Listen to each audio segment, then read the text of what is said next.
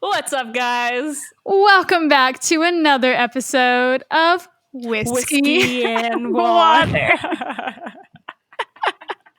Guys, it's late in the day for us to be recording. It is late, okay? I am not in my prime, to be honest, but the good news is that we have a very fun, interesting, different, in a way, type of episode for you guys. Yeah, we have on my friend and now Olivia's friend, Matt Nelson, who is the creator of We Rate Dogs and Dog Feelings. So if you've ever seen a dog rated 13 out of 10, it's likely that it was Matt. And if it wasn't, it was a phony ass bitch.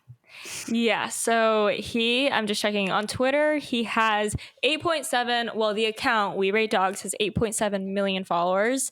He started this account kind of as like a hobby, as like a little side entertainment, something he enjoyed, and he, over the past 5 years, has grown it into a really reputable brand and business. I'm so sorry if you guys can hear Nuggets little tic-tacking on the wood floors. There's a lot of dog content, energy.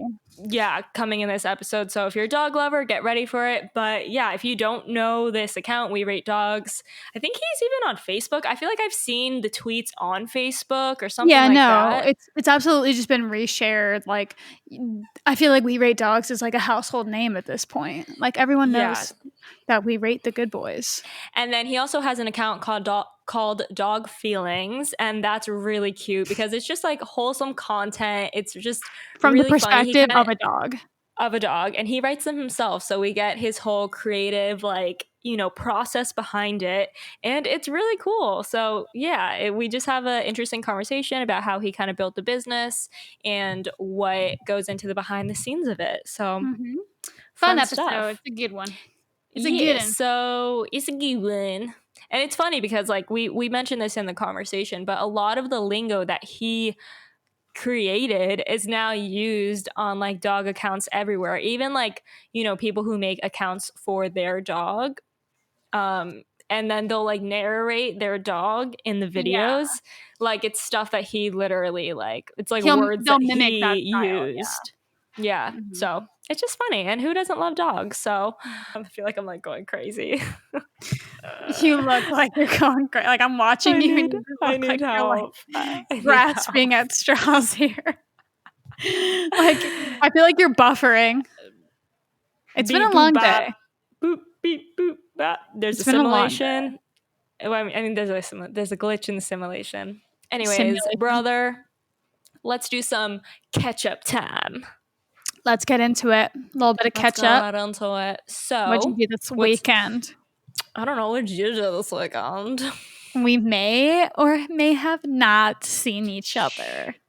This is confidential information, brothers. Keep it to yourself. You didn't hear it from us. We needed to. We had to. For work. For work. But quite literally for work, though. Kind of, yeah. We had some content that we had to help each other shoot that had a deadline, and we really needed each other because it was video. But besides the point, we saw each other. We didn't go anywhere. And we spent the day together. Isolating and social distancing for like this is the first time that we've seen each other in like almost 2 months. So we've been responsible. We've been good girls. Yes, it was lovely. We tried to dye Jess's hair, and I was really excited about it.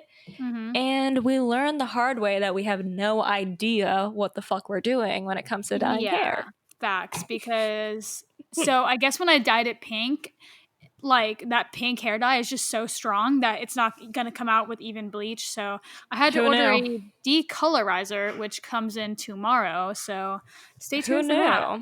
We thought, so we bleached her entire head, waited for like 20 minutes, and then we start to rinse it out in my kitchen sink. And I could have, guys, this is weird. We're still trying to figure it out. This is another glitch in the simulation. Apparently, Jess asked me if she was blonde, like if the pink was coming out and it was blonde. Like, I have my head in her sink. I'm like, is it blonde? Meanwhile, wait, let's give him a visual. Full on back bend, right?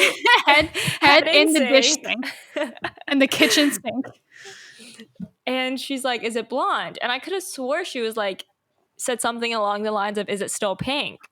And I was like, yeah. And I was like, wait, pink? And she's like, yeah. And I was like, yeah. Which I thought was weird because I was like, oh, I don't know. Maybe that's just how bleach works. Maybe it like stays pink and then goes blonde for I don't fucking know. Dude, she fucking dries me off. I look in the mirror and I'm like, dude, it's still fucking pink. What do you mean? She's still fully pink. My head, like nothing had changed at all. She's like, I'm what? And we're just looking at each other like, what? And she's like, what? It was a moment. You had to be there. But yeah. So that was completely counterproductive. Yeah, so we spent a lot of time doing that for no reason. Yeah, we tried. Her head burned for a solid 20 minutes for nothing. Yeah. I'm still, like, if you guys are watching this, my brown is already coming in, and I've had to shave my head again because I want to keep it short. And dude, I didn't realize it, but like I started to feel really ugly, and I was like, why do I feel so ugly? And it's because my hair was like at a very awkward length. I was like, I had to shave it back down. I like it a lot better short. Yeah. Other than that, just quarantine activities, fun stuff. Me and Tyler are getting on each other's nerves. What else is new? But I kind of have a funny story about a fight we got in. We don't fight often, but when we do, it's always funny when I look back because it's just so ridiculous. And I didn't even realize it was funny until I was like saying it out loud. So whatever, we get in a fight. He ends up crawling through a window. I end up locking him out. He ends up crawling through a window.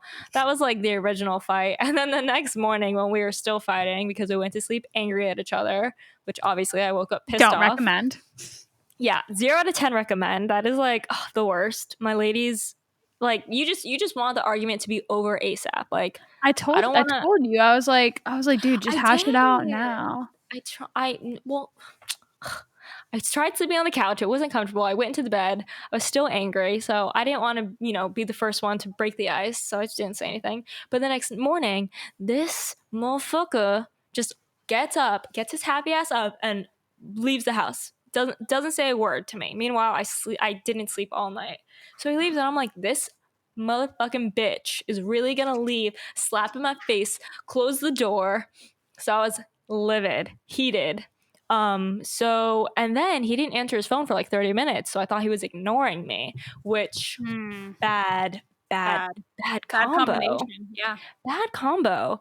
So, the only, like any girl would do, I took the only thing he cares about, which is his game controller, and I threw it out into the street because I was filled with rage.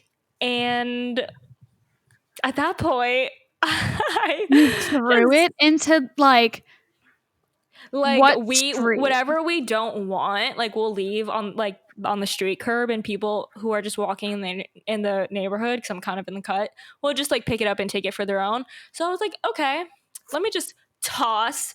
And like, guys, the visual of this, like, I wish someone had a video. I was like I was a train wreck, still in my robe, my hair was fucked up, and I was just like, I just like walked out there like a fucking psycho. Oh my god, dude! I'd pay good money to see that. 100%. Anyways, 20 minutes later, he's like, calls me back. We kind of like settle it. He's like, I'm sorry, I was doing a walkthrough. I wasn't ignoring you. And then I was like, I'll call you right back. I go out. I'm like, oh my god, I hope no one took it. I bring it back inside. Oh my god. And then I call him back, and I'm just like, all right, we're good. And he comes home, and he's like, why is there dirt on my controller? And I'm like, I may or may not have thrown it into the street. And now he's like trying to put a new headset in my Amazon cart because he wants me to buy him a new one, which is like, whatever. Oh, it was his headset? Yeah, it was the controller and the headset. You're a fucking psycho. That's that on that. Guys, I feel like people think that I'm the crazy problematic one here, but you couldn't catch me doing some shit like that. Listen, maybe it's because I know the repercussions would be worse. Like, what's Tyler gonna do? What's Tyler gonna do? You gonna leave? You gonna leave, bitch? All right, we got to get into this episode before I just make a fool of myself. Before you expose yourself. Yeah, we'll save that for another time. But yeah, hope you guys got a good laugh. If you're enjoying so far, please post a screenshot on your story, tag us. You love to see it. And enjoy, brothers. Enjoy, brothers. Enjoy the dog vibes, because I feel like that's Everyone just good needs vibes. some wholesome dog vibes right now. Yes, you're welcome. Thank us later. Okay, bye. Bye, brothers. Well, hi. See you on the other side.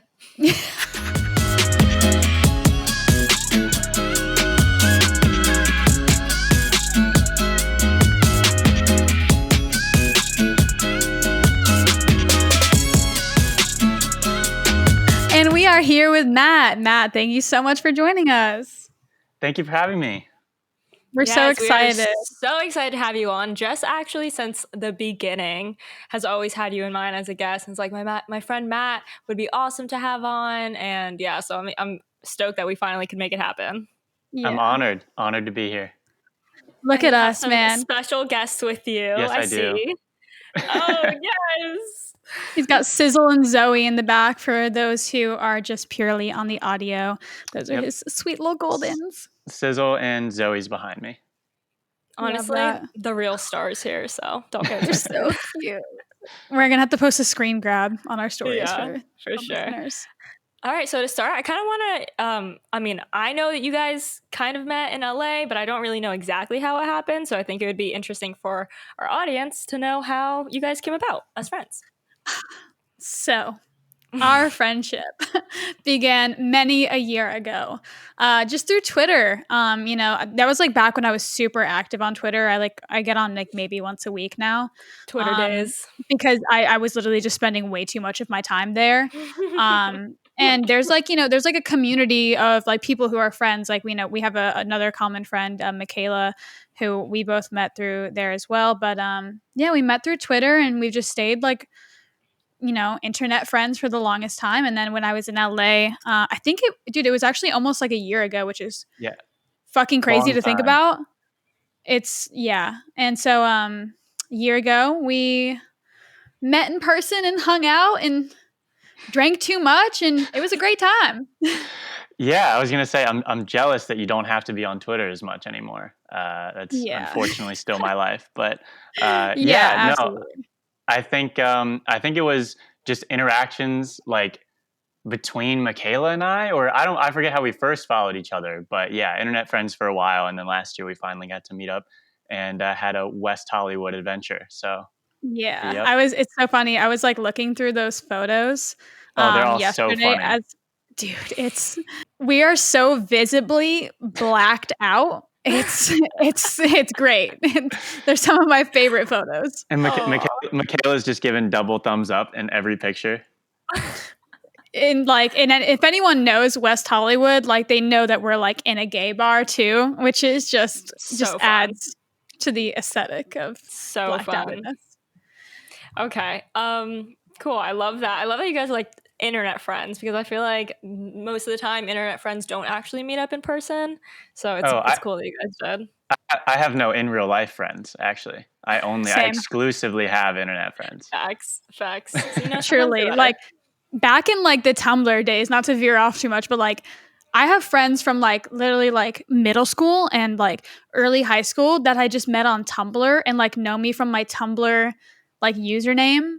And like we'll just check on each other like once a year and be like, I love that.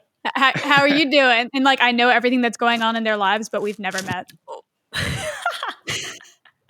She wants in on a convo. I know.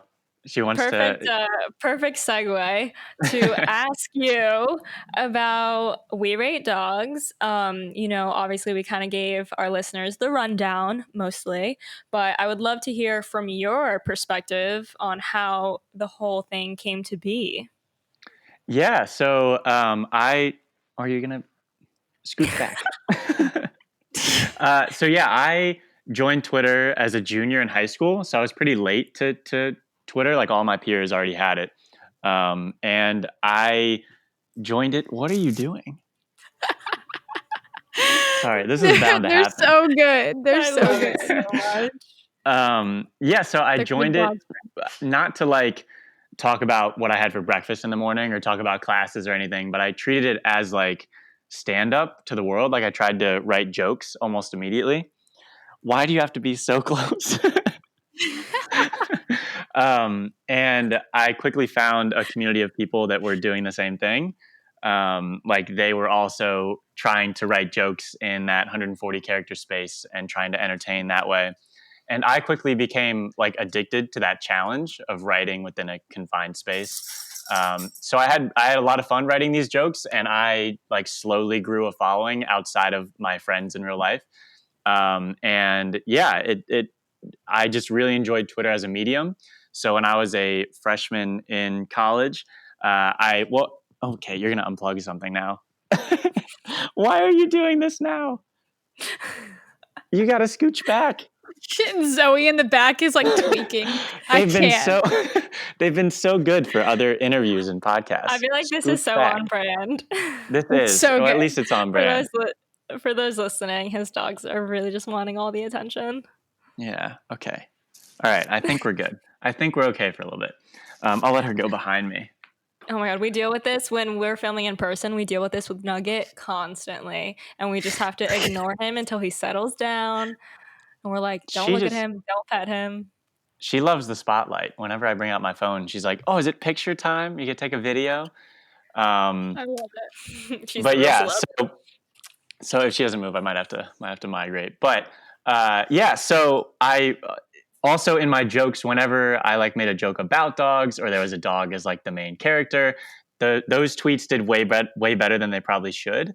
So I, as a freshman in college, I was bored enough to have time to start a new thing. And like I said, already in love with Twitter as a medium. And I knew that dog content was kind of a universal hit on the platform. So that's kind of why I started the account initially. The actual like rating aspect was the last piece of the puzzle.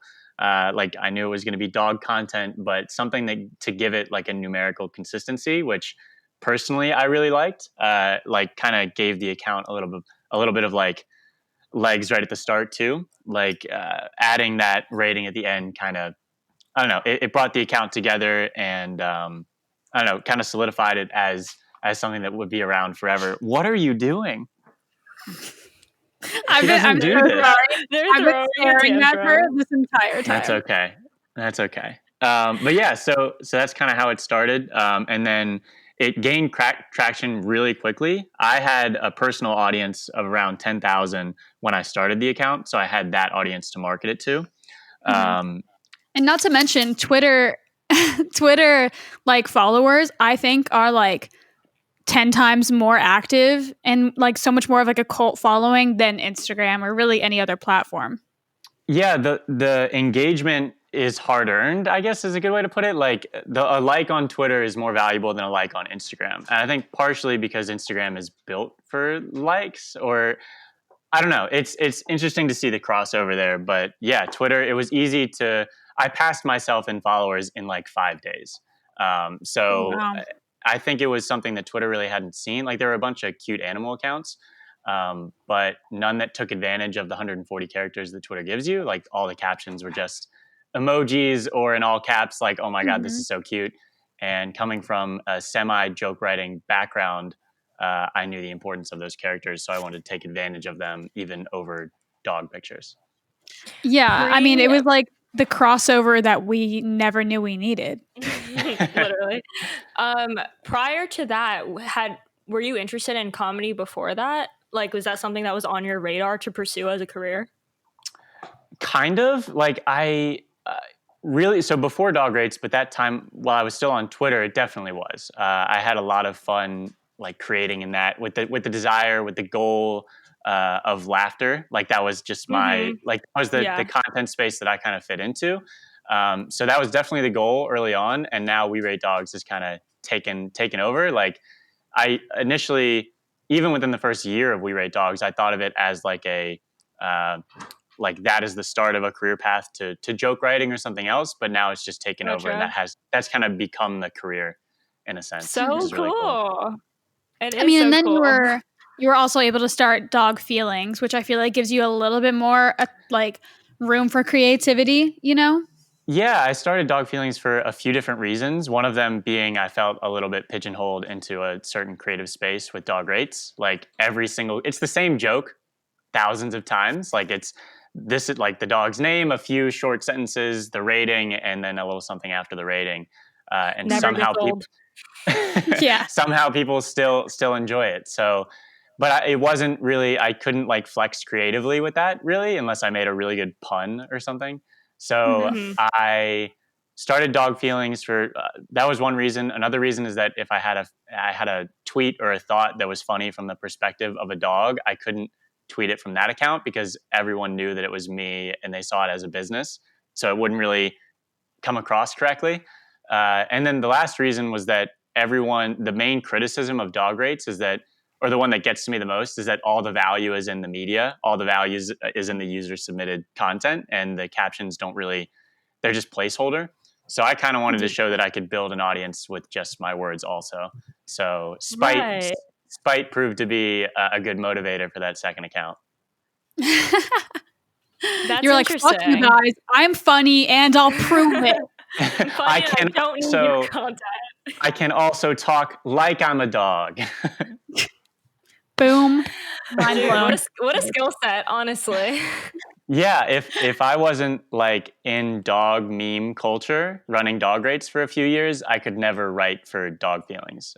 It's just something like it's a skill set. I think I acquired a writing style I acquired from being extremely online. All right, so I know that you were like in college when this was kind of all really gaining a lot of traction. So I'm curious about what you were studying, and two, I'm curious about what you'd be doing right now if this had never taken off. Yeah, so before I joined Twitter, really my only two passions were golf and swimming. I did both competitively year round. And there's not really a career in swimming unless you're an Olympian, and I was not. So golf's like a massive industry. I think it employs like well over 1 million people in the country. So if there's like there's multiple careers in golf, and so I was very content with making that my life. And there are actually 20, I think there's still around 20 schools in the country that offer professional golf management as a major. And essentially, that's just preparing you to do anything in the golf industry, from golf course like architecture to being a head pro, to club design, like just everything. It set you up for that. So that's what I was going to do. And that's what I stayed in school way longer than I probably should have. So for 2 years, I was running both the online business and going to school. And it wasn't that my workload was crazy, but I just loved this so much more that it became clear that I had to make a choice. So with the golf management program, you go on internships. And so in your 4.5 years in school, you get 16 months of internships, which is crazy. So the first 3 months, I went to just outside New York City to work at a golf course there. And that's kind of when dog rates was blowing up and I was working like a 9 to 5. So I would be like, when you're at a golf range and the guy in the picker that's picking up golf balls, I was writing tweets while doing that. So that's kind of when I was like, okay, it's pretty apparent that I would much rather be a member at this club than working at this club. Right. Yeah. So then I went back for my second year and still did dog rates like full time. And that's when we hit like 1 million followers. It was still growing. Then I decided to go on my second internship outside of Philadelphia. And I made it like 4 of those 6 months before I was mentally in a horrible place. I dropped out, quit that job, and came back home to see if I could do it like full time. And it wasn't dropping out and quitting my job weren't like, I was in a very lucky place to be financially stable enough because of dog rates to make that it wasn't as big of a risk as it would be to someone that doesn't have like a financially stable side hustle. So yeah, I mean, and then within a few months of doing it here in West Virginia, like on my own, just running dog rates, I knew that this was kind of like, this was the path I should go down. Like there was some longevity in this, which is crazy to say about a Twitter account, really. Right. And so, I mean, one, I love the idea of you going to school solely for golf management. And it's crazy that that's even a thing, because that's such a... It's just something you don't think about. Well, It's very niche. I mean, and I feel like no other sports really have that. Like, that's such a fucking like white person thing, I kind of feel like, because like, and there's also like, there's so much money in golf that I feel like it allows it to like kind of have that niche, but whatever. So when you were starting to do this, how did your parents like feel about this? Is my question. I'm curious about that too. Like, I know your parents, or I specifically, like, I know your mom is great because I've seen you like tweet about her and post about her, but like, I'm just curious as to like, if they were like, were they the reason that you stayed in school so long, like longer than you should have?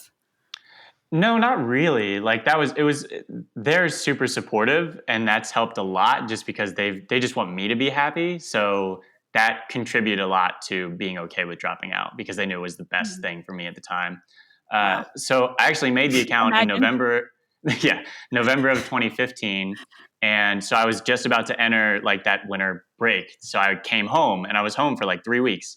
And all I did was post. Like at that time, dog rates posted like 20 times a day. And now over time, it's quality over quantity, or I hope it is. So I had to explain to them what was going on because like I was spending an absurd amount of time doing it. I also got an interview with New York Magazine while I was home, like less than a month after the account started. So that kind of validated it in a big way to like get interviewed for this thing I was doing online. Like it kind of gave them some comfort in what I was doing. Mm-hmm. Right. Yeah. I could see it because it kind of puts some credibility behind it. And it's something that you would think is hard to put credibility behind. But Jess and I were, writing the episode, doing our research. You have so much press. We were like, oh my God. Like it's really interesting. And I think the dog community is just like such a committed, loyal community. And I'm sure you know that more than anyone. And I think it's just like a universal. I mean, dogs make people smile. Like you hit a gold mine in a way, like it's universal. No matter what language, race, political, opinions, Everyone loves a cute fucking dog. Yeah, like most people love dogs, and if you don't, you're fucking weird. But that's a whole other conversation. But no, I think that's really cool, and I love that you got that interview and that you kind of were like, yeah, like this is legit. And that was before even it really flourished. Yeah, they had me rate Airbud, Rin Tin Tin, and Lassie in that interview. So that was pretty interesting. Funny. That's hilarious. But yeah, I attribute a lot of my journey to just sheer luck. Like I was in the right place at the right time with the right idea. But just having a topic of conversation like dogs that not only people are very passionate about, but every company and brand wants to utilize to do their own thing with, has given We Rate Dogs just a lot of opportunities. Yeah. Like every brand wants to do something with dogs, and we're kind of, since we have the audience, we can be like, hey, we can help you do that. So right, yeah, and that kind of running around. And that kind of leads me into my next question, kind of just about like actually building it into not only a business but a brand, because I know you have multiple it's not just that one account. You venture into different things and you do different partnerships with brands. I think you collaborated with Disney and like Cottonelle and huge corporations like that. So I'm curious about that side of it and kind of how you had the wherewithal to look at this and build a business from it. Monetize it. Yeah. So when it comes to the monetization, it wasn't something that I ever dreamed of being a part of this. Like, again, I started it just with the assumption that a topic like dogs could make more people laugh. And then eventually I was doing it every waking moment. So I was like, all right, we should probably find a way to monetize this. Yeah. And so it was like 9 months after the account started that we launched a merchandise store. So we did it through a platform that like a fulfillment company so we just had to put the designs we wanted on the products we wanted and the colors that we wanted, and they would handle everything else, which obviously limits your profit margin, but makes it doable.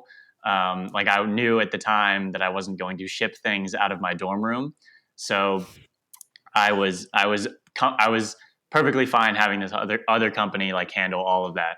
And people just supported that like crazy. They were huge fans of the merchandise, and I treated it as like a post. Like if you like the same way I would deliver a tweet to an audience, I was delivering a product, and seeing it that way, I think really helped help that part of the business grow. And then because people were supporting the merchandise, I was able to say no to a lot of brand deals that didn't fit. I was able to like push things that like unless I knew my audience would love it, I wasn't going to do it. So that set us up to do our first ever partnership with Disney. And when you do your first partnership with Disney, it kind of opens the door for a lot of other things. So that was a Valentine's Day campaign to promote the Blu-ray and DVD release of Lady and the Tramp, the old one. So yeah, we just posted Dogs in Love for an entire day, and it was great. And then yeah, like I said, once you do that kind of showed everyone that we were open to doing that and that we would do it well. Mm-hmm. That's really cool. I love that. I love what you said, kind of just about being selective. And I know just like even as influencers, you know, when people are offering you money, it's hard to turn down. But it's, I think, one, about integrity, and two, about like setting the bar. The fact that your first collaboration was with fucking Disney, like, and the fact that you know, said no to everything before that, I think was such a good, and I don't know if it was intentional, but that was such a strong move. And I think it really also says a lot about the power of no. Yeah, for sure.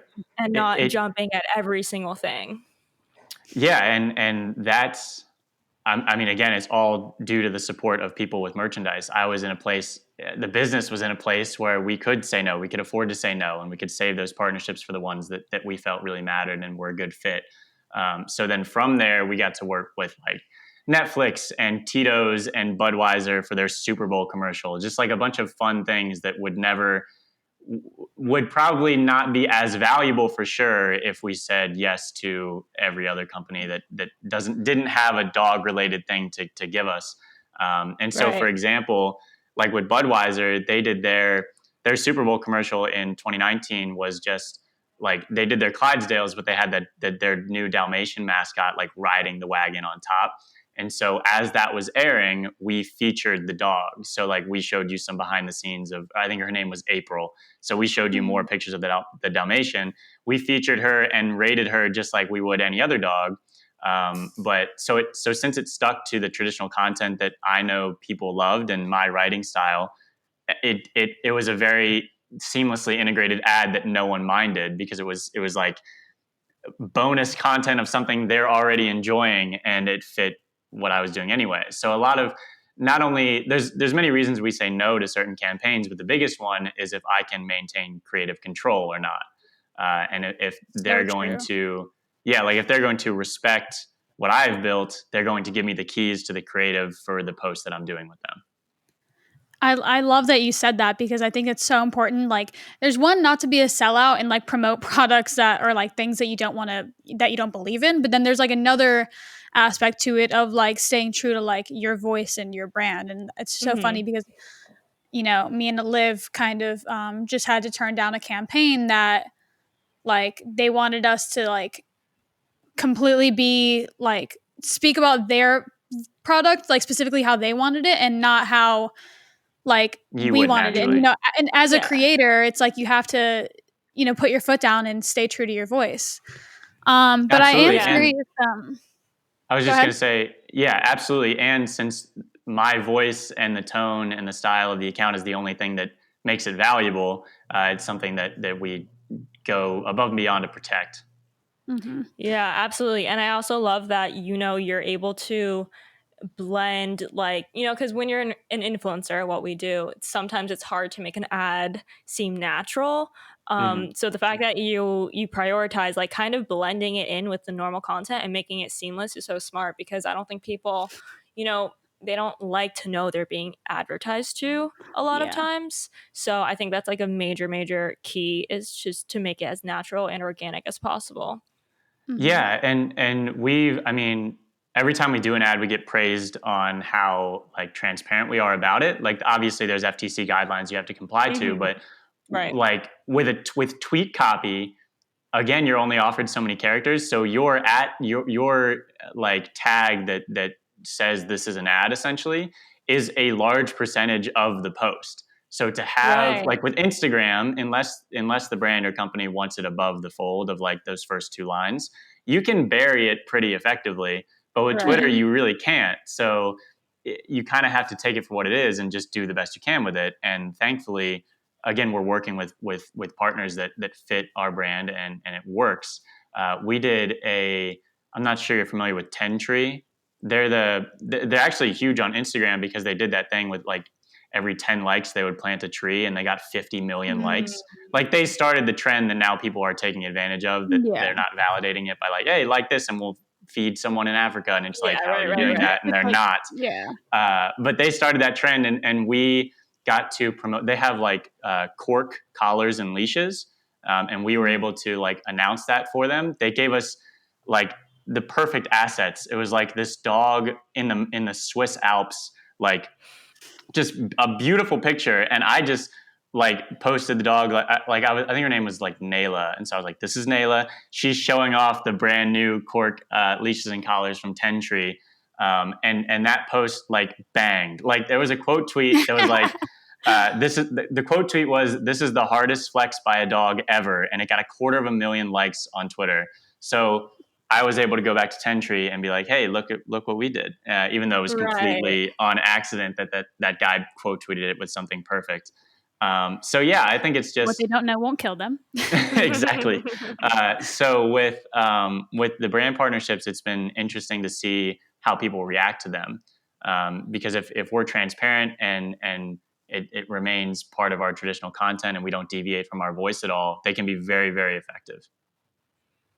Yeah, and I guess that leads me into my next question, but like I feel like it's not as much of an issue as I kind of was thinking, which was like getting taken seriously as like a dog Twitter and Instagram. It's but like I mean, when you're fucking working with Disney, they're not gonna come and like try to like you.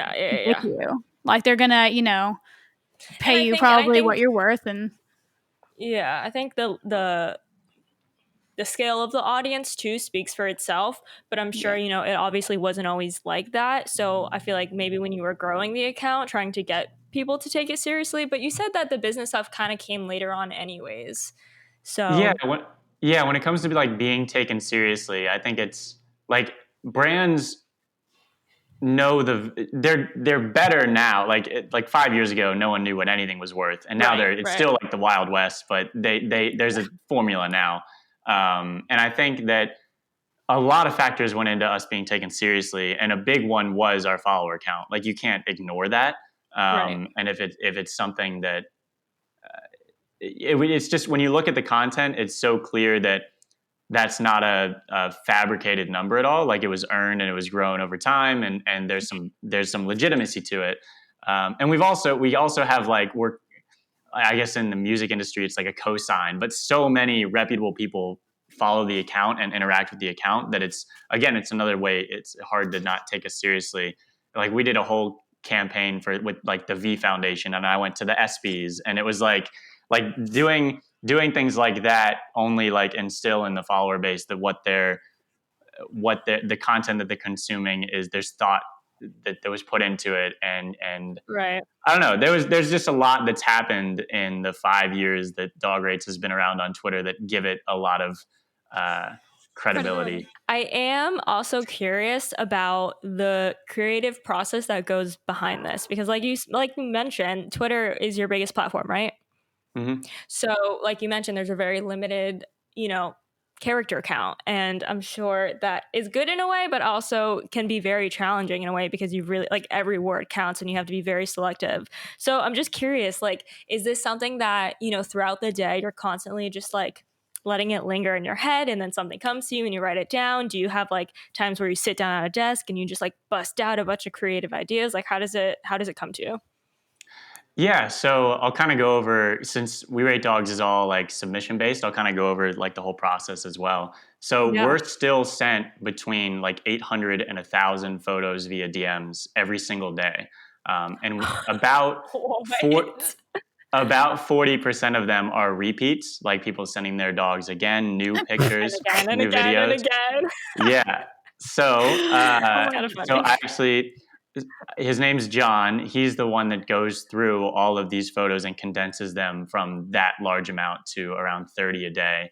And actually, it's a funny story with John because he's been in like the social media marketing, like dark side of Twitter, like way before I even joined Twitter. Like he was kind of in the realm of buying and selling parody accounts. Like we were all around when Dory and Tweet Like a Girl were the bane of everyone's existence. And so he came to me initially to ask if I was willing to sell the account. And this was like 6 months. This is like 6 months into it being a thing. And I was like, no, like I said, it was like my baby. So I was like, no, I'm not going to sell this. I'm having fun with it. And then like less than a month later, it was so overwhelming and I was ready to be done with it. Like there was things happening in my personal life and with school that I just couldn't. I felt like I was letting people down by never being able to get to their photos or post enough. So I came back to him and I was like, hey, I'm ready to sell it. Like we can open up that discussion again. And he was like, no, just let me know what you're struggling with and I can help out. And I was like, I can't look through all these fucking dog pictures every day. Like I need someone to help me with that.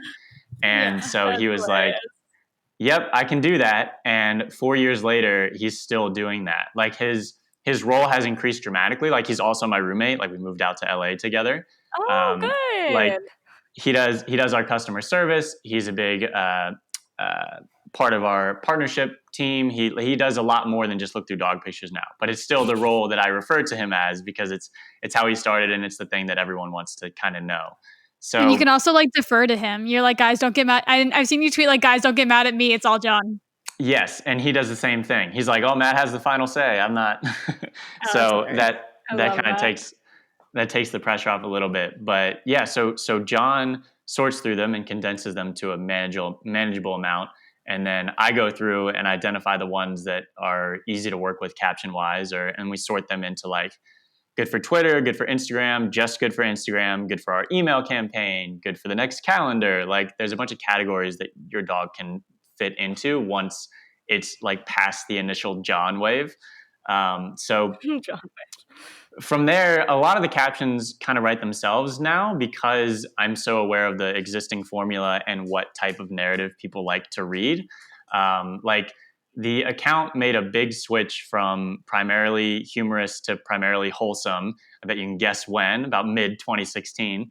And so now the goal is to form, like, it's not necessarily to, like, for example, I used to make up the name of every dog. I used to make up a breed name. Like I would combine a type of cheese with a type of wine, and that would be like the dog's breed. And I would say ridiculous things about the dog, and that was why people followed it. And then it slowly became like people retreated to my account because it was like the one positive thing in their day. And among the cesspool that is Twitter, I was like, my account was kind of the opposite of that. So we recognized that kind of switch, that Twitter alteration. We were like, okay, well, it's such an easy transition because of the content that we're dealing with to make this primarily wholesome now. And so now the goal is to just write narratives that kind of, I don't know, they like warm your heart. I don't know how to articulate it, but it's just feel good stuff that kind of wins now. So in terms of like actually like getting a post on the account, there's just so much pressure involved now, especially because we have the audience size that we have and the reputation that we have, and like the average likes the account gets. Like there's just a lot of pressure in maintaining that, especially on year 5 of its existence. Like internet trends come and die so hard that it's crazy that the account is still a thing and is still as powerful as it is. So some of the ways that we're like trying to get that pressure down is by adhering to that formula we know works, but also simpler things like posting on Instagram first, where you can edit the caption, and then posting it on Twitter where it's set in stone forever. So yeah, and then that's what dog rates. It's very formulaic, and so because of that formula, it allows me to get help with it. Like we have one other writer that's come over from Nickelodeon to help us with that formula because it's something that can be replicated. Like once you have the tone and style of voice down, it's something that can be replicated. And then with dog feelings, it's something that I'm still extremely protective of. So with those, it's kind of like whenever inspiration strikes, I try to put it into a condensed tweet from a dog. I love it. It's so good. There's my favorite is when you mention Sebastian. Those are my favorite.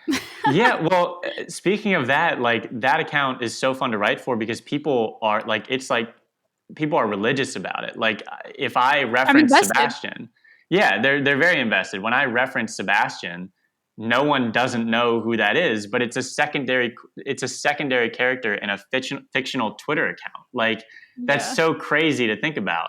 But it's also, I think it speaks a lot to, I guess, how people feel about dogs because they're willing to pay attention to that storyline. And if someone is like, "Hey, who's Sebastian?" they get 1,000 comments telling them who Sebastian is. So yeah, I mean, another reason why that account is so fun to write for is because people are so passionate about it. I really love what you said in like, you know, at the time you were one of the only like larger accounts creating positive content out there. Not like one of the only, but I think just that was a time of a lot, like when news took over Twitter. And even now, like, you know, speaking from someone who was religiously on Twitter, a big reason why I kind of veered off of it was because of how political it got. And, you know, I didn't want to keep feeding myself like that type of information throughout the day. So I think, you know, there's a lot of power in being positive, and the fact that you could be that for people, like what you said about how that was like something that people looked forward to in their day, like that's so Yeah. like that's so special, you It's know. so And like fulfilling. it's fulfilling. It kind of gives meaning to like the work that you're doing, you know, like because yeah, it's a dog account, but also like you're genuinely like lifting people's spirits, you know. And if they're going to you as a source of positivity and wholesome content, that's great. Like, isn't that Yeah. all we want to do, you know? Yeah, and I think that both accounts are very trivial when you take a step back and look at them. Like one is rating dogs, and the other one is writing like a dog. But because of how much pride like I take in them and what I've built, I think they reflect that. And if they didn't, they wouldn't have the audience or the passionate or Right. the level of passion of audience that they have. And yeah, I think it was a conscious choice to switch dog rates from the goal like the goal being you laugh to the goal being you feel something, you smile, or you like I also like it sounds weird to say, but both accounts can make you laugh or cry with one tweet, and I think that that's very powerful to harness in a way. Totally. So I mean that, and in regards to like Twitter being political, like it's still the number one news app, and I think people forget that. Like we, I think it's like a double edged sword because that's kind of the reason that the dog accounts thrive on Twitter because they are a Right. break from that. But also during COVID and all this, like I have so much more to compete with content wise because everyone is on Twitter and everyone's not talking about cute dog photos. Like there are undeniably more Right. important things. So I only exist as that break instead of a source of like dominating content. So, and regarding like I also, because the accounts live mainly on Twitter, I can't ignore the news. Like I have to fit the accounts into whatever universe we're currently in. So like That's true, because the at the last same time it can't be tone deaf in a way. absolutely, and that's the biggest thing that I'm aware of, and it's one of the things that makes it impossible to limit my time on this because I have to kind of always be aware of things that are happening and address it if I need to. We've had posts that like it's another. I'm so paranoid to schedule things because we have had posts go out at the same time as school shootings are announced, and I have to do damage control to not be tone deaf. Like I have to be aware of Yeah, what's going on and address it in a responsible way. Like a lot of the times, no one gives a shit what the dog account has to say about something that is major news. But in some circumstances, people want to know that the accounts live in the same universe that they do. So, for example, the last 10 dog feelings tweets have to do with people being at home or something pandemic related. right. Um, and it's also an opportunity to show the humanity of the account as well. Like, people can look at We Rate Dogs as a business, but some tweets, like, you can't help but look at it as me typing, because so much of me comes through. Especially in 2016, like, we had tweets that directly got political because I wasn't going to sit there and like let my account be like, if I didn't address something or I wasn't vocal about something, I'm contributing to it in a bad way.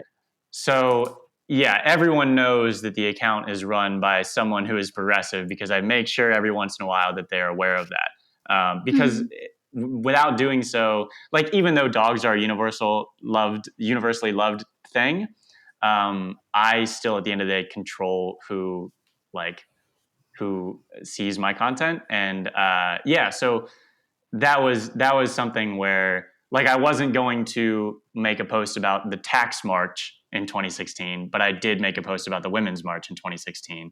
And by doing so, I don't know, again, it solidified my spot on the right side of the current topic, even though no one really, like, it's always a fine line between, like, did people care what the dog rates guy thought? But I feel like it's better to be safe than sorry, and kind of let my personality shine through when it fits. Yeah. And I think that people do care. And maybe it's because I'm obviously, like, we're friends and I'm invested in you as a person as well. But I remember, like, seeing, like, when you posted about, like, dogs at the women's march, and or like dogs with, like, LGBTQ flags. Like, I was so proud, because you know that some people are going to be like, oh, don't get fucking political, or like, I'm here for dogs, not. And it's like, you've always kind of made it very clear on where you stand. And I think that that's so admirable, because it's not an easy thing to do. It's even like, as influencers, with our platforms, it's like, we struggle with, like, what we want to share, and what stance we take on certain things. And it takes a lot of courage to do that. Yeah, well, thank you. And I think it's everything that I've said has been humanitarian, not necessarily political. Yeah. Unfortunately, some Yeah. humanitarian things are political in the United States only, but For some that, odd fucking reason. yeah, but so I think that's always been comforting, because, like, I have such a good standing with my own beliefs, and that they are net positive, that I'm comfortable sharing it with the world via a dog Twitter account. So I also Yeah. think that it's never like, I never have to go through the filter of, will this hurt business? Because, like, I just never have to. Like, fortunately, the account is in a good place. I'm in an okay place that wouldn't really matter. And now that I have done it a few times and the audience has grown because of it, I have even more confidence when I do decide to share something like that. Totally, because you're taking a stand for something, and as much as you're, of course, no matter what you do, I mean, maybe not posting dogs, because majority of people like dogs, but, like, no matter what you do, people are going to have something to say. Like, some people, some certain amount of people. So I think when you do take a stand for something, there's so many more pros, and then you see, like, corporations like Target sticking up and, being so LGBTQ friendly, and just really out there with their stuff, doing commercials. It's inspiring. And it's like, if bigger companies, corporations, and even accounts, because social media is such a huge part of our everyday life. So, like, yeah, you do hold some sort of responsibility. And the fact that, you're taking your stance is inspiring smaller accounts, influencers, and everyone below to want to do the same and stand up for, like you said, like, just the right human things to do, not even necessarily political. So I think that's really important and really admirable. Not to mention, while we were doing our research last night, we saw that, you post a lot of, like, GoFundMe pages, and you've raised a lot of money for dogs in unfortunate situations with owners who don't have the funds. Just said something that you raised like $7,000 in 20 minutes for a dog, and, like, I don't know what the situation was, but that is just, like, incredible. And I love that you use that leverage for the good. good of dogs specifically. I think anyone with my audience would do the same. But it was like late 2016 when people started sending us like their dog needed help. It was a family of dogs that I posted before, and one of them needed a little doggy wheelchair. It was like a senior dog, just went through surgery, and they couldn't afford the wheelchair. And since I had posted them before, my audience was familiar with them, so I figured that they would be more inclined to help. And so I posted the GoFundMe for that specific dog, and they raised, it was like $700. So it was a pretty small one, but again, I had no idea how my audience would react to it. And in less than an hour, they raised all the money, and it was perfect. And so after I did it one time, to give you a sense of how it progressed, now we're sent between 150 and 200 GoFundMes every single week.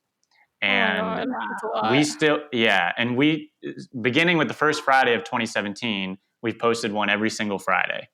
And wow, I didn't know that. And the hard part is that we could post more, and of course, they could potentially all hit their goals. But I'm so in tune with the audience that I know how emotionally drained they would be if I posted two of those a week.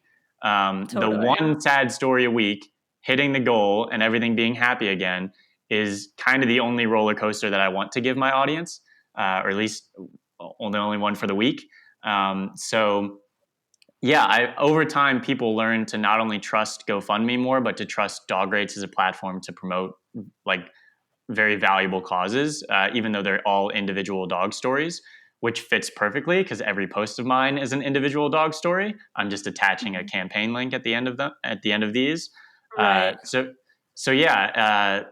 it was within the last month we hit $1 million total raised. Wow. And I think we're close to 200 dogs, or close to 200 posted. So and now it's become so powerful that people are like competing to donate. Everyone like shows up 20 minutes after the post and they're like, damn it, I missed it, because it's already fully funded. It's a good problem to have.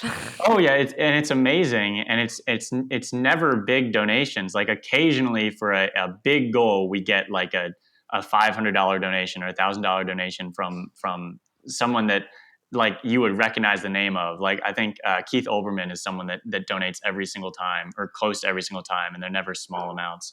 But for the most part, they're all $5 and $10 donations. So it's like $4,000 is raised by 600 people. And last week was the one that just referred to. It was $7,000 in 21 minutes, I believe. So GoFundMe is pretty gamified to begin with. Like you can see that the goal is slowly raised, and you can see all the comments and how many people are sharing it in real time. And so we've kind of capitalized on that as well by putting, like, now in the Instagram caption, we edit it to reflect how fast it was funded. So now it's like a competition to see how fast they can get these funded. So all of that has all of that has contributed to why that works for us specifically. So now it's just a balance and trying to figure out how we can help more dogs. And I think it's going to be starting a foundation on our own that we can funnel the money through, and we can disperse ourselves so that it's more effective. Oh my gosh, that's exciting. That's amazing. And also really great for what I was going to ask next, which is, what is next for Dog Rates and Dog Feelings and Dog Thoughts and everything dogs? So, I mean, we're in the transition period from partnerships being like one-off opportunities, from like the one post. Sorry, Zoe's like dancing. She's like harassing my brother. Okay, I think they're on the carpet now, so you won't hear it. But with the partnerships up to this point, they've mainly been like one-off opportunities, like where it's either one post or it's several posts throughout a weekend or a week. And we have the opportunity to make those partnerships more long-term. So like instead of doing 25 different campaigns over the year for 25 different companies, we would love to solidify our 5 companies that are pretty much exclusive with We Rate Dogs. Not only because it's way more valuable for them, but it's easier to manage for us. And instead of telling my audience about 25 different things, I can tell them about the same thing that we really believe in multiple times. So that also gives the financial model a little bit more structure instead of like, oh, I wonder if we're going to get a partnership this month. It's kind of more set in stone, and we can do more with the budgeting and the planning for it. Right. And then in terms of merchandise, it's just expanding and continuing to try to satisfy what people want out of our merchandise. Like now we have a warehouse and a fulfillment system that we're in control of instead of uploading our designs to random products in a fulfillment company. We actually went through the process of like custom hoodies with an actual photo shoot that Mia and I did. Like we went through the whole more traditional merch process, I guess, and it felt really good, and it turned out to be an end product that people liked more than the previous stuff. So we're going to continue to go in that direction and try to like satisfy the need of people that want to support us that way. We also are fortunate enough to have like certain publishing deals. So like every year we have 4 different calendars, and they're tearaways. So like you can completely, if you buy the calendar, you can completely get off of Twitter, which is what a lot of people have done. Every day it's a dog rate, and every day it's a dog feelings tweet. So those we're going to continue to do. Yeah, and they're tearaway. Like, and the part that we're trying to fix is that since they're tearaway, people can't stand to throw them away. Like they don't want to get rid of the little dogs. Like they want to hold them forever. So people have made entire walls out of the calendar pages and like origami with them, like crazy stuff. So we're going to continue doing that. The Thoughts of Dog book is scheduled for October, which we're hoping Pixar movie comes out of that one. So those are kind of the main things to look forward to. And then short term, I just want to get back to LA. Not that I don't love my dogs here, but everything in LA is a little bit better business wise, more productive. Yeah, for sure. When are you gonna pick up a little bub of your own over there? Yeah, so if the pandemic didn't happen, I would have one. Really? Which is so we're really close with Deity Animal Rescue, which is actually, it's a animal rescue in Beverly Hills, if you can believe that. Unfortunately, Beverly Hills is not like immune to dog problems, but so they just brought in right before like early March, before I came back, a little dog named Plum. It's like a Rottweiler like puppy, we think. Like I don't know the actual breed, but Plum had parvo, which is like extremely deadly for puppies, and was in the ICU for I think 8 days. Not sure if she was going to make it or not, but she did pull through, and she's the cutest thing in the world. And we had already like, I not only did like our house collectively discuss getting her, but like We Rate Dogs made a donation to her care as well. Like we were so set on getting Plum. And then it all kind of happened at once that both me and my manager, Brian, who also lives in West Virginia, we came home, and then Plum got adopted last week. So good for Plum. Wonderful for Plum. But yeah, we thought she was going to be ours.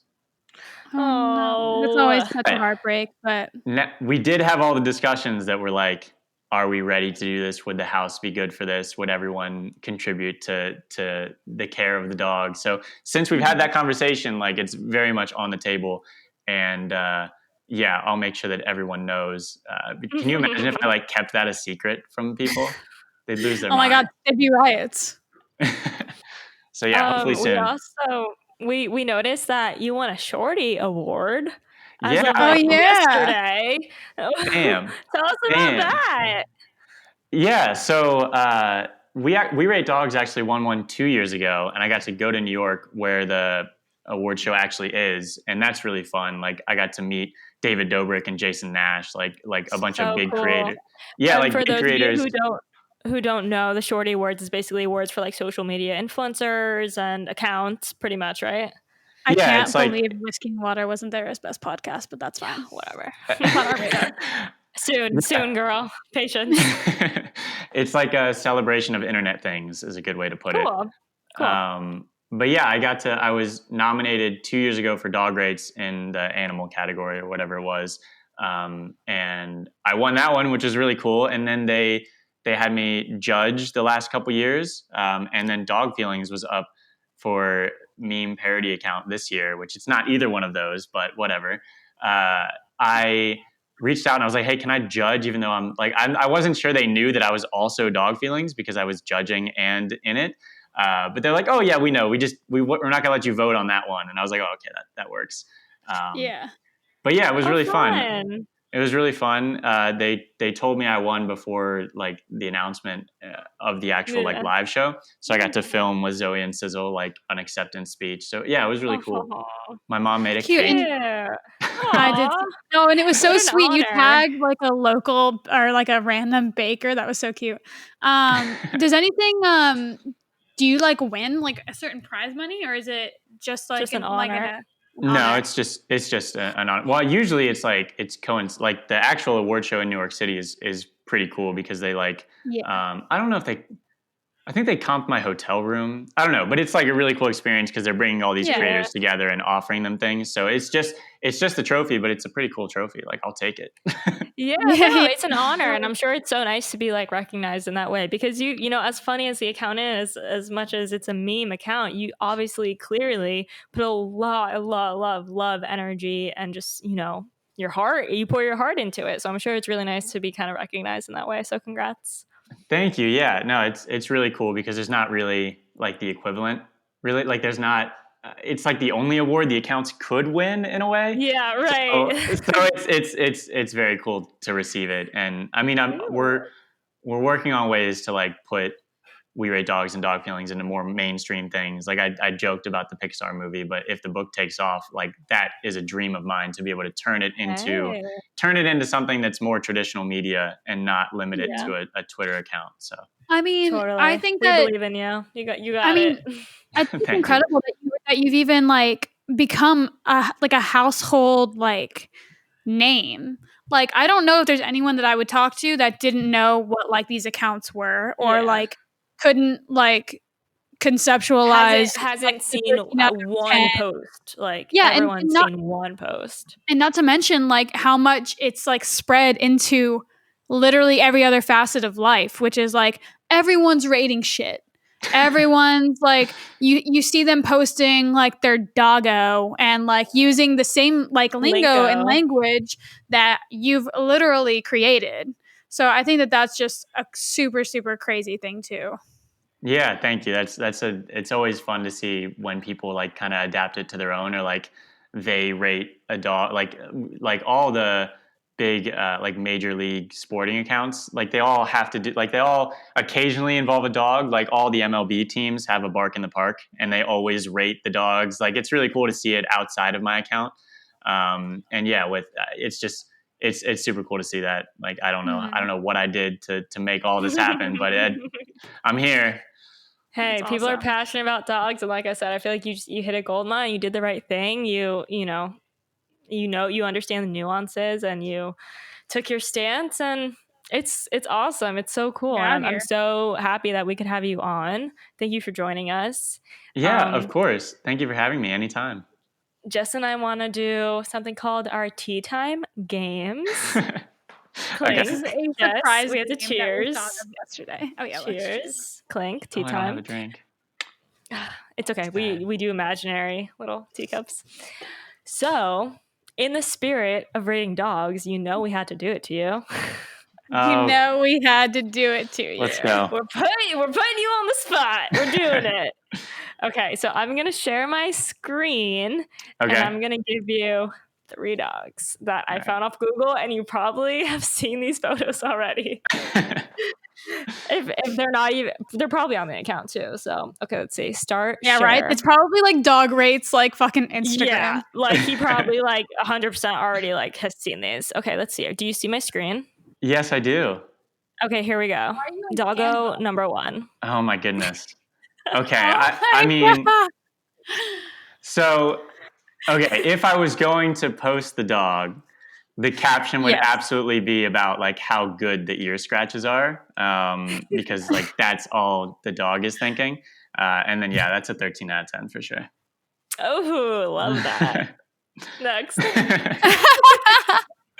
So when it's like a pug or a breed that is just wrinkles all over, I just say that like the dog hopes you like their wrinkles or something to that effect. And that's 12 out of 10 for that one. Okay, 12 out of 10. We'll take it. Last but not least. Oh my goodness. It's in the Doodle family, right? Yeah, for sure. Did you see, this was like a few months ago where like the headline of the article was like creator of the golden doodle apologizes for like creating a monster or something like that. Yeah. I saw that. Like that's so hurtful. But I mean, it's kind of my roommate's girlfriend has a golden doodle and that thing is fucking crazy. Yeah. But yeah, this is probably, aside from golden retrievers and like general labs, were sent golden doodles the most. But I'll give this one a 13 out of 10 as well. Ooh, all right. I thought I was going to get to see. I thought this was a trap to rate Nugget. What do you think I'm trying to do right now? I'm trying to get Nugget over here. This is absolutely a trap to rate Nugget. He just won't come to me right now. That's what I'm struggling. You guys keep hearing me going, I'm like trying to beckon him over here. He won't listen to me. Come here. Come here. Is he coming? Nugget. Okay, Nugget, we need it. How old is Nugget now? There he is. 5 years old. Say hi. 20 out of 10. Yeah, no, Nugget's a 14 out of 10 for sure. Nugget can take down those other 3 dogs for sure. Nugget is the champion. Oh no, I should do it. And before we get into our deep dive, our listeners know that we always forget the pro tip and leave it for somewhere in like the middle or like the end of the episode. So what is your pro tip? Oh, I thought about it for a while, and this is broad, so it might not be what you're looking for, but I think it's just to be genuine with the content that you put out there. I think the one thing that the internet can sniff out better than anything else is if someone is being disingenuous. So whatever you're doing, whatever you're creating, just be genuine and be true to it. Mm-hmm. I love that. I would agree because you can even like a lot of the time, like I've had trouble like creating content amidst like, you know, the shit that's going on in the world right now. Like I feel disingenuous and like I have to sit there and be like, I don't even feel like posting this because like even if I like make it a caption like about Corona or whatever it may be, it's just like this isn't what the world needs to see right now, you know? And it's not genuine to you. I think that's most important. Yeah, so to help me with that, like if I'm uncertain about whether it's coming across correctly or whether it should be posted or something, like I have not only my personal account to vent to, but I've made a personal account on Twitter that is the most unfiltered Matt you can get. And it's my favorite. That is like where I feel confident posting whatever and being genuine with my delivery of it because I've filtered the audience down to so much or to like so many different ways that those people are going to support kind of whatever I say and they're going to help direct me into help really guide me in the content for the other accounts. So I can always rely on alt accounts. Smart. Anyone with the Bible verse? Oh yeah, that was my first tweet when I announced on my alt account like, hey, I'm making this account because I can't stand you all, essentially, and my first or like my third tweet from my alt account was like, did anyone, because I have to approve everyone that comes to that account, so I was like, did anyone with a Bible verse in their bio sneak in here? Yeah, it's so fucking good. That's my favorite account, dude. That's cool. Thank you. Lots of dog, lol. Okay, all right. So before we let you leave the remote whiskey and water table, we have to go into our deep dive. Splash. So the first question of this, we thank you very much. We ask every guest these 3 questions, same ones. They could be elaborate, they could be short, whatever you want. So the first question is, what is your why? So I'm like a people pleaser to a fault. So it's just to make people smile, even though how cheesy that is. Aww, I love that. Well, we think you're doing that. So good job. Oh, thank you. Our second question is, what's your favorite quote and what does it mean to you? Okay, so I had to pull it up because it's a tweet. Shocking, I know. Incredible. But yeah, it's from Johnny Sun, and he wrote this in 2013, which is like I'm so excited for this. Crazy to think about. But it's look, life is bad. Everyone's sad. We're all gonna die. But I already bought this inflatable bouncy castle. So are you gonna take off your shoes or what?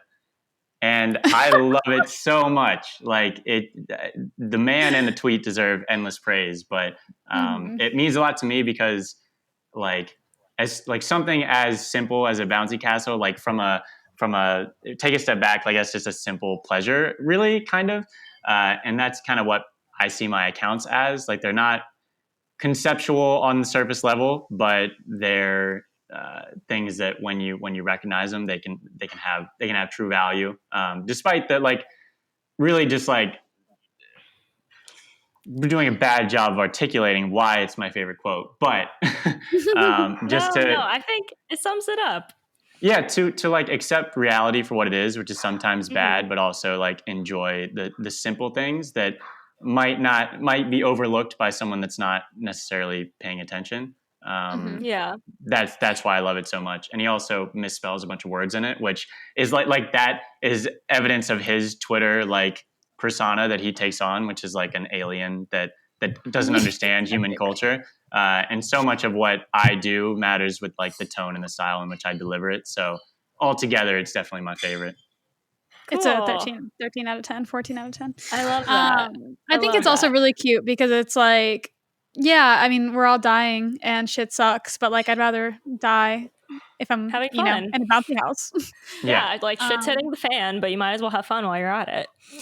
The third and final question is, what do you think separates successful people from those who give up, fail, or never get started on their dreams? I don't know. Success is so relative. So, I mean, I wish I had a better answer. I even thought about it. I still don't have a better answer. No, it's okay because I think, a lot of your journey is just taking it step by step, so that is your truth. But I also want to mention, you've mentioned luck a lot, but luck is when opportunity meets preparation. So I was don't sell yourself short. and not to mention what you've done with it since you like built it. Like you continue to improve it and like, monetize it and become better and better. And I feel like, that's a measure of success in itself. Yeah, I would. Yeah. I mean, my secondary answer that I didn't think was great was, I mean, delegation is such a topic that like I don't think it's taught ever. Like even if I were to have completed school, I don't think delegation is something that they really deep dive into.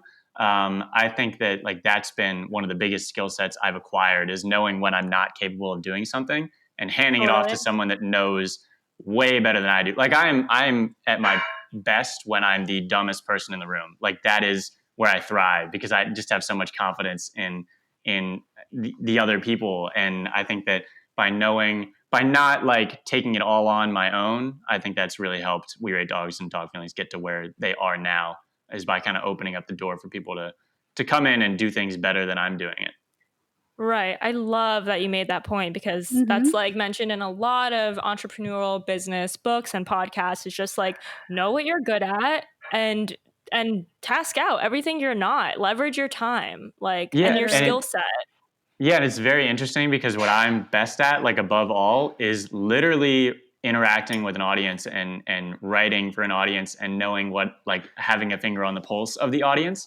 And that is so hard to I don't know, get value out of, like to actually to like communicate the value of. Like it's not measurable. It's very hard to communicate the purpose of that.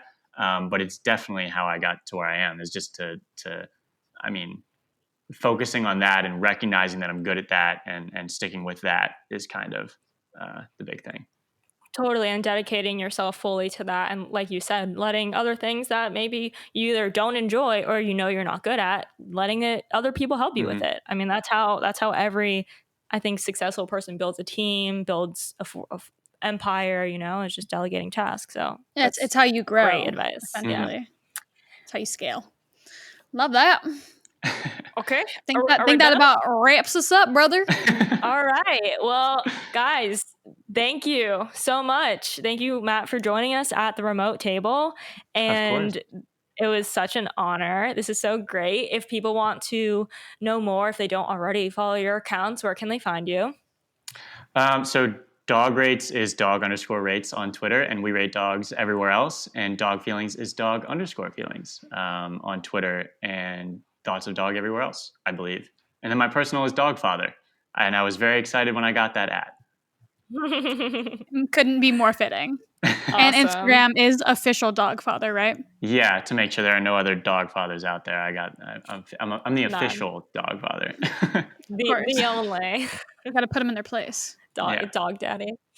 All right, cool. Thank you so much. This was awesome. So cool to know your story and the history of how it all came to be. And I really enjoyed this conversation. So thank you. If you guys are listening. Of course, thank you all. If you guys are listening, you've enjoyed the episode, please post on your stories, tag us, let us know you're listening, and have a great week. Yeah. Bye, guys.